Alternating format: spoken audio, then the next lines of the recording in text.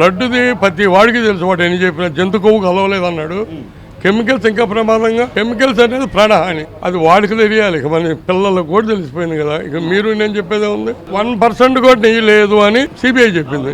మరి ఇంకేం, అసలు పాలు లేదు, డైరీ లేదు, నెయ్యి ఉంది. కొన్ని కోట్లు ఏంది, ఇండియా మొత్తం కదా, అవుట్ ఆఫ్ కంట్రీస్ వాళ్ళు కూడా తెచ్చి కొట్టుకుంటున్నారు. ఇప్పుడు లడ్డు తిన్నాం, కొవ్వు కలవలేదని ప్రచారం. సిబిఐ చెప్పిందిగా, సుప్రీంకోర్టు చేయించింది. ఇవన్నీ కెమికల్స్ అంటున్నారు. ఆ కొవ్వు కంటే ఇది ఇంకా ప్రమాదంగా, చంద్రబాబుకి చెప్పిన దానికంటే ఇది ఇంకా ప్రమాదమైన వస్తువు కెమికల్ అంటే. పామాయిల్ అంటున్నారు, పామాయిల్ లో కూడా లాస్ట్ క్వాలిటీ అంటే ఇది, అదైతేనే నెయ్యి అవుతుందంట. జోగి రమేష్ అయినా సజ్జలైనా వీడైనా ఆ ట్రాక్ ను పక్కకు పంపించడానికి వాళ్ళు, వీడి సరిపోయిన ఉద్యోగం చూడాలి కానీ చంద్రబాబు ఏం చేస్తాడు దీనికి కూడా.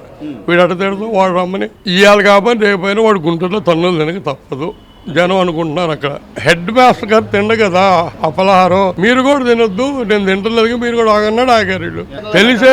తెలుసు వీళ్ళందరికీ, మెయిన్ వాళ్ళందరికీ తెలుసు. ఈ ట్రిప్ ఆడవాళ్ళే బుద్ధి చెబుతారు, మగవాళ్ళు కూడా ఎవరు బారు. అంబేద్కర్ దగ్గరికి మాత్రం మగవాళ్ళు బారు, ఆడవాళ్ళే బుద్ధి చెబుతారు.